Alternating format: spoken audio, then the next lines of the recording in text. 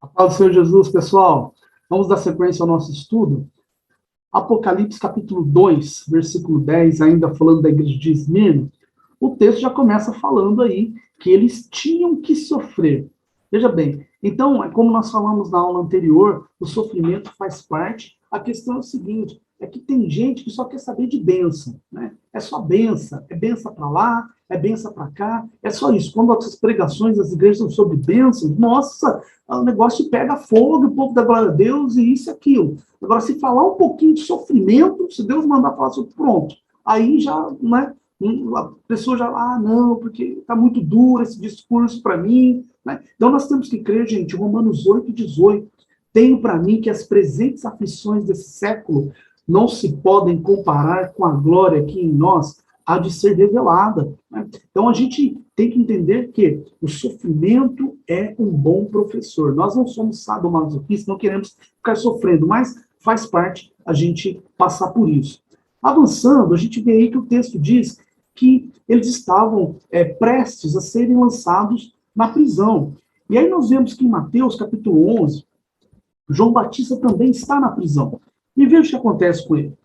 Quando João ouviu falar no cárcere das obras de Jesus Cristo, mandou por seus discípulos perguntar-lhes, é tu aquele que havia de vir ou a gente tem que esperar outro?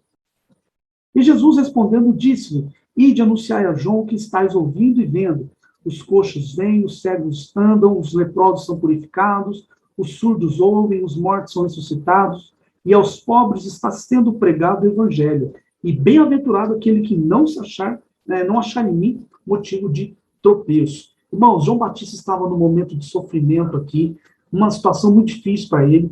E aí, ele fez essa pergunta para Jesus.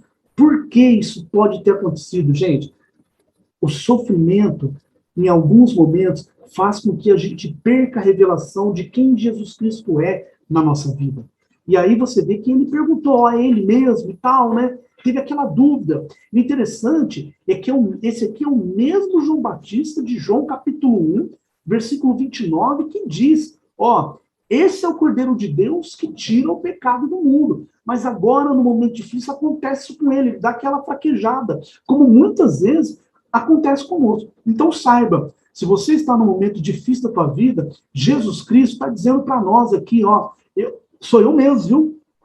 Eu continuo fazendo a obra, eu continuo curando as pessoas, eu continuo sustentando missionários, eu continuo batizando o Espírito Santo, eu continuo provendo, eu continuo pedindo para que os meus filhos mudem de comportamento. Enfim, a obra, apesar de tudo que você está vendo aí de pandemia, de gente corrupta, das igrejas, das pessoas apostatando da fé, se desviando, né? Sou eu ainda. A minha promessa permanece, a minha aliança com você permanece. Então é ele, meu irmão, não importa. Ele tem que ser o primeiro e o último nas diversas situações da nossa vida. Não importa o cenário, ele está no controle de tudo.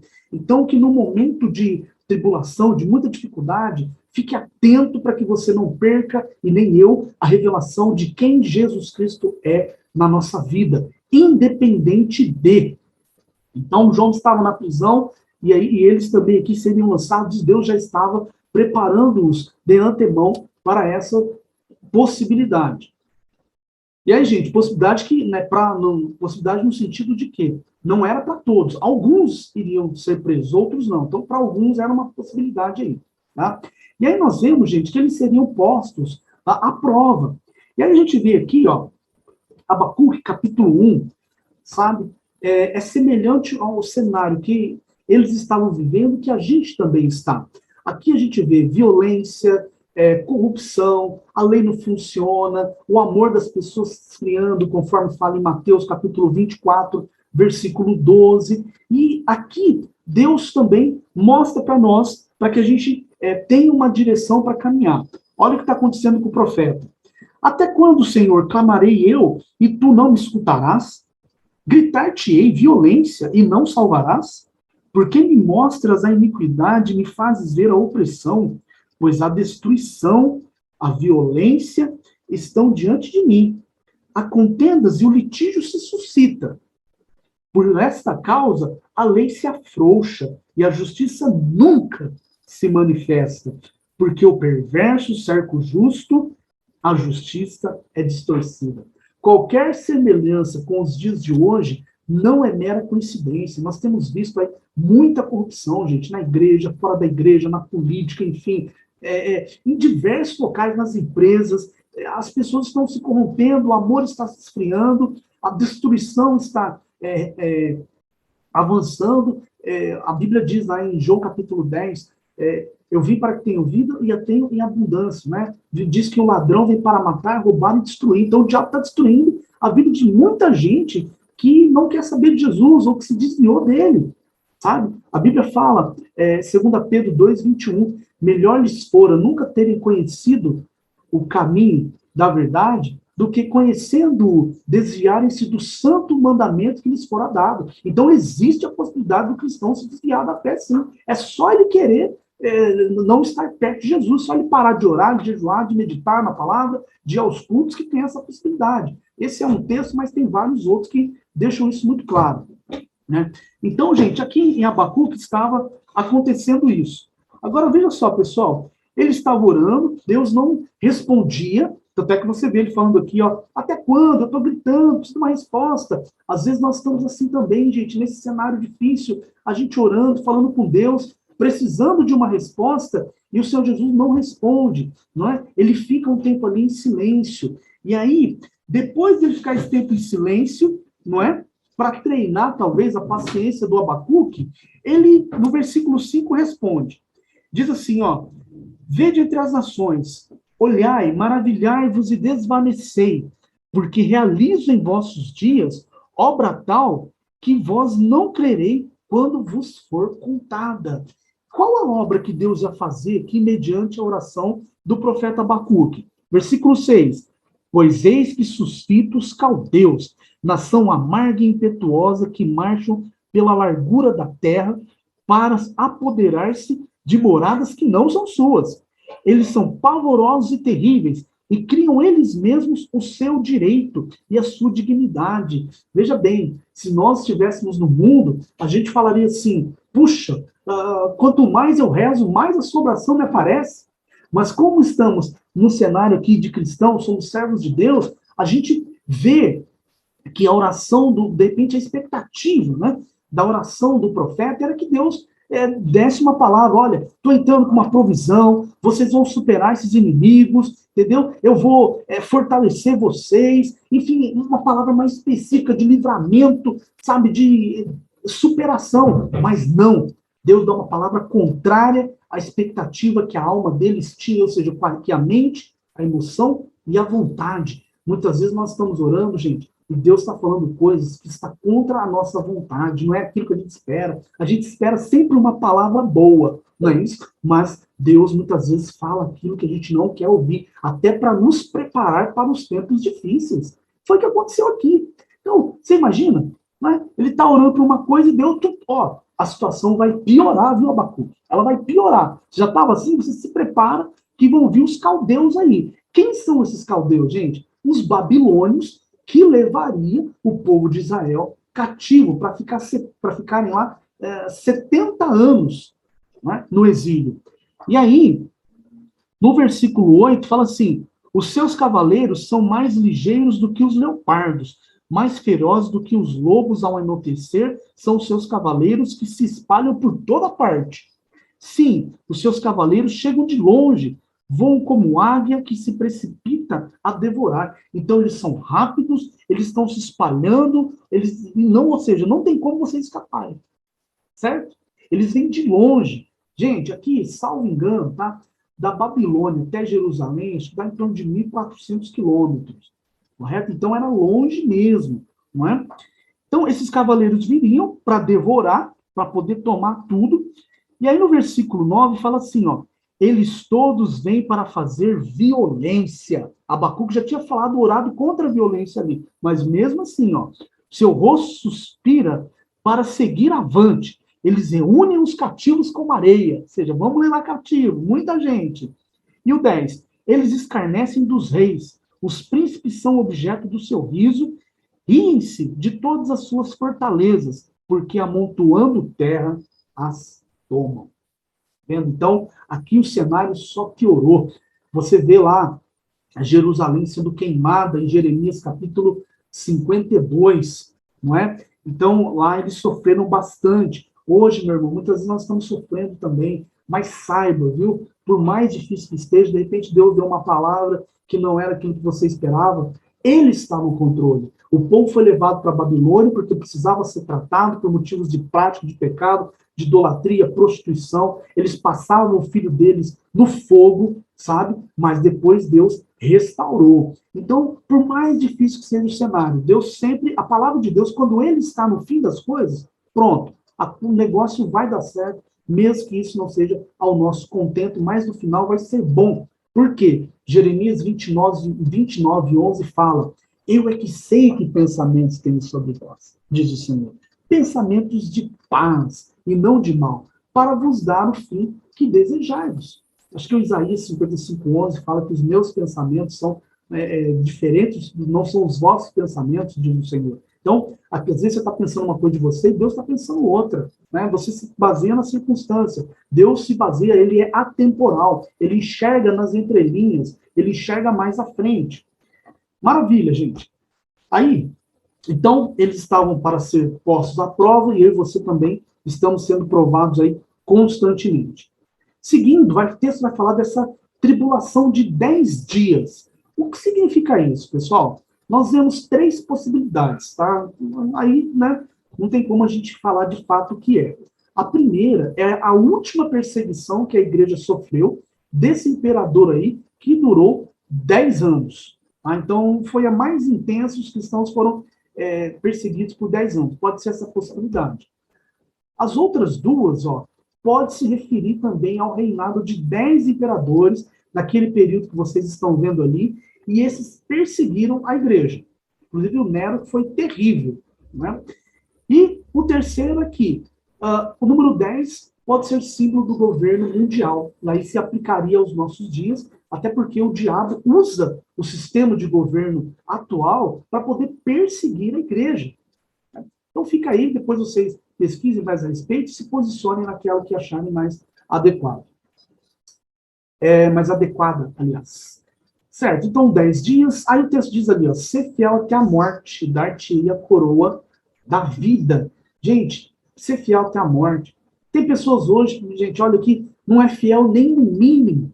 A pessoa não quer ser fiel nem em doar o tempo dela para a obra de Deus, nem em doar o recurso, nem se esforçar para ficar, de repente, 10, 15 minutinhos a mais no culto. A pessoa já acha ruim, não quer se esforçar. Você acha mesmo, irmão, que essa pessoa vai ser fiel até a morte, vai se entregar para Jesus Cristo, vai morrer por Jesus Cristo? Olha, né? Deus conhece o coração do homem, eu não conheço, mas a possibilidade de pessoas desse tipo não serem fiéis até a morte é muito grande.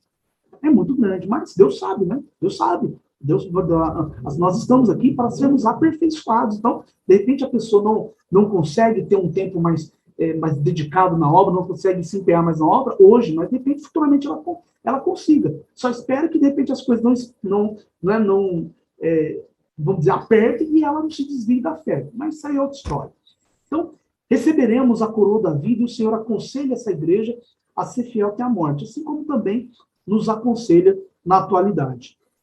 Gente, para quê? Para receber essa coroa da vida. Está falando lá, Tiago capítulo 1, versículo 12. Bem-aventurado aqueles que suportam a provação, porque depois de aprovado, receberão a coroa da vida, a qual Deus preparou para aqueles que o amam. Então, gente, aqueles que amam Deus, independente das circunstâncias, né? Tem coroas preparadas para eles. E aí, a gente vê ali, amar Deus independente desse, significa viver conforme está em Marcos 8, 34 a 36. Lá diz que aquele que quiser ganhar a sua vida, perdê-la-á. E o que quiser perdê-la, ganhá-la-á. Então, pessoal, a palavrinha vida ali significa vida na alma, ou seja, as nossas emoções, mente e vontade. Nós não podemos viver baseado nelas, correto? Então eu tenho que perder isso, né? Tem que perder essa vontade excessiva de viver baseado pelas emoções, pela mente, pela vontade, para que eu consiga receber a minha coroa da vida. 2 Coríntios capítulo 5, versículo 15 diz: ele morreu por todos para que os que vivem não vivam mais para si, mas para aquele que por eles morreu e ressurgiu. Então, quando eu estou vivendo mais para mim mesmo, eu estou fora do propósito pelo qual ele morreu na cruz do Calvário. E, por consequência disso, eu posso perder não só a coroa da vida, mas também as demais coroas que Deus preparou para nós, que você está vendo listadas aí. Tá vendo? Coroa da alegria, né? Tem a ver com o prêmio aí dos trabalhadores. Enfim, todas essas aí, gente. Tá? Então, vamos nos manter firmes e fiéis até a vinda do Senhor Jesus. Aí a gente avança, você vê que o texto fala aí, né? Quem tem ouvidos para ouvir, ouça. E aí eu aproveito para fazer uma observação, tá? Os trechos que se repetirem, pessoal, eu não vou comentar aqui. Eu peço que você ouça as aulas, né? Veja as aulas anteriores, que você vai ver que lá, possivelmente, eu falei a respeito deles. Nós vamos nos apegar aqui ao dano da segunda morte, que significa a separação eterna de Deus. Né? Então, Apocalipse capítulo 21, ó, versículo 8, diz: quanto, porém, aos covardes, incrédulos, abomináveis, assassinos, impuros, feiticeiros, idólatras e mentirosos, a parte que lhes cabe será no lago que arde com fogo e enxofre, a saber, a segunda morte.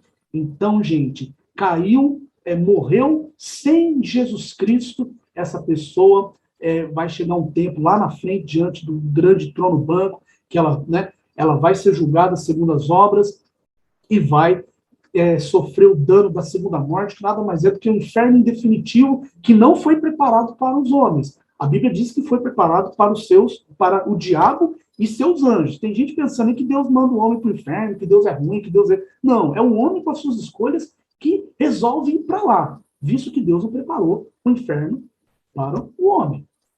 Então, o dano da segunda morte. Pessoal, estudamos a carta de Esmirna, esses 4 versículos aí, né? Eu encerro fazendo sempre aquele convite para você que ainda não entregou a sua vida para Jesus Cristo. Você não pode entrar na morte eterna, viver a sua eternidade separado de Deus, separado do Senhor e acompanhado do diabo e dos anjos dele. E por aí vai. Tiago capítulo 4, versículo 11 diz que aqueles que são amigos do mundo constituem-se inimigos de Deus. Então, nós precisamos ser amigos de Deus, precisamos nos reconciliar com Deus. Romanos 5:1 diz, para eu me reconciliar com o Senhor Jesus. Por que eu não posso ser amigo do mundo, ter intimidade com o mundo? 1 João 5,19 fala, o mundo jaz no maligno, ou seja, o mundo está morto. Se a gente pegar, o mundo está morto do diabo. Se a gente pegar aí uma pessoa aí que você sabe que está morta, o que acontece? A sua amizade se encerra com aquela pessoa. Acabou. Entendeu? Então, a mesma coisa, o mundo jaz no maligno. Eu não posso querer ter amizade com o mundo. Está morto, vamos morrer com ele. Não é? Eu vou ficar pensando em morte o tempo todo. Tá? Então, procure uma igreja evangélica mais próxima da sua casa.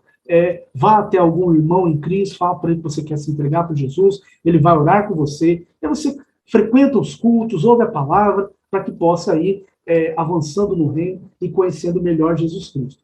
E você que está ouvindo, que é cristão, meu irmão, Lamentações capítulo 3, versículo 22, diz que as misericórdias do Senhor são a causa de nós não sermos consumidos.